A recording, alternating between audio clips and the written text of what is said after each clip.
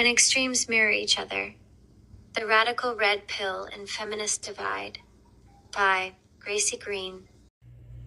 In the ever-evolving landscape of social movements, two extremes often stand out like reflections in a distorted mirror: the radical edges of the red pill movement and the equally radical fringes of modern feminism.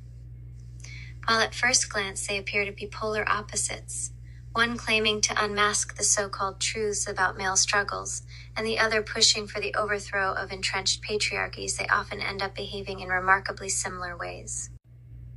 The cycle of hostility.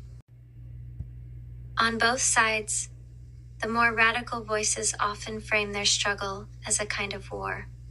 For the extreme red pill adherents, it's a battle against what they see as a feminist agenda that has supposedly oppressed men and distorted gender norms. For the radical feminist factions, it's a fight against a patriarchal system that they believe must be dismantled at all costs.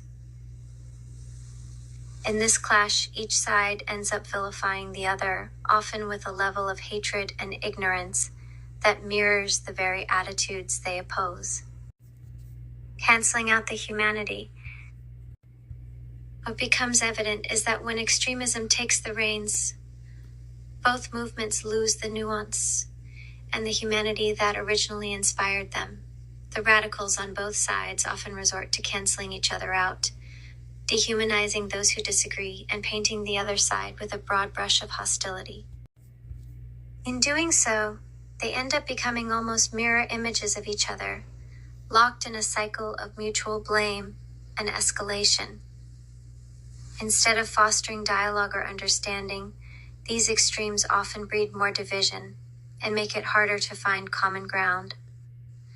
The irony is that in their fervor to point out each other's flaws, they often replicate the same patterns of intolerance and dogma they claim to fight against. Finding a path back to dialogue. So what's the way forward?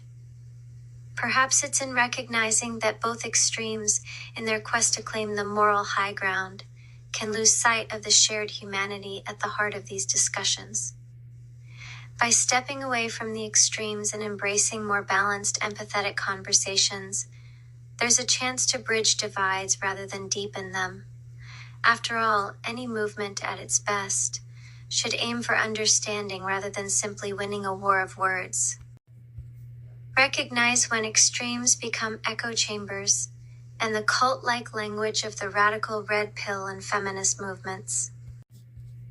In the realm of social movements, there's a curious phenomenon where radical factions on opposite ends start to resemble each other. Both the extreme red pill and the more radical feminist movements can slip into patterns of thinking and talking that feel almost cult-like. The lingo of us versus them. On the radical red pill side, you'll often hear language that paints men as the awakened few who have seen the truth about female nature and the supposed dangers of feminism. Phrases like blue-pilled masses or red-pilled reality become almost like secret codes, marking insiders from outsiders. This kind of terminology can create a tight-knit echo chamber, where questioning the group's beliefs is seen as a betrayal. Meanwhile, on the far end of radical feminism, you might hear equally charged language. Talk of patriarchal oppression and smashing the system becomes a rallying cry. Terms like woke allies or internalized misogyny can serve as litmus tests for who truly belongs. In both cases, the language acts as a kind of gatekeeper, reinforcing a sense of us versus them. The cult of certainty. What makes these extremes feel cult-like isn't just the language, but the rigid certainty. In a cult-like mindset, there's often no room for nuance or dissent. Anyone who questions the doctrine is seen as an enemy or a traitor. This is where both radical red pill and radical feminist groups can start to mirror cults. They offer a black and white worldview, a clear in-group and out-group, and a sense of moral superiority. Breaking the spell. Ultimately, What both sides risk losing is the ability to see the humanity in those who think differently. By recognizing these cult-like tendencies, the secret codes, the echo chambers, the refusal to engage with nuance, there's a chance to step back and find a healthier, more open dialogue.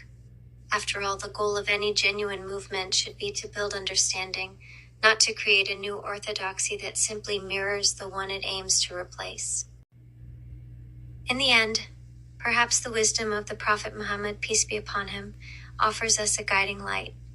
His teachings remind us that the path of true understanding lies not in extremes, but in balance and compassion. While the radical fringes of both the red pill and feminist movements might fall into the trap of hostility and division, the Prophet's example calls us back to a middle way.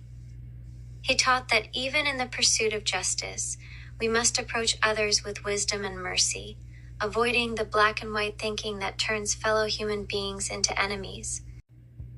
By embracing this spirit of moderation and empathy, we can break free from the echo chambers and cult-like language that divide us. Instead, we can build a more compassionate dialogue that reflects the true essence of both our faith and our shared humanity. Thank you for listening. Writing has become a powerful outlet for me to express my thoughts, emotions, and reflections. It truly means a lot to feel heard and supported. If you're listening to this, I'd love to know you're here. Leave a comment below and let me know what you have been contemplating on. References to any other philosophers, theologies, and ideas that could help myself and others grow the consciousness is highly appreciated.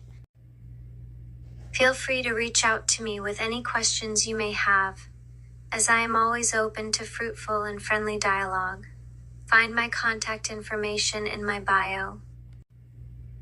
Please don't forget to like and subscribe. Your support truly matters. Assalamu alaikum. Peace and blessings be with you always. And remember, the only true religion is the religion of truth. Love always, Graycie.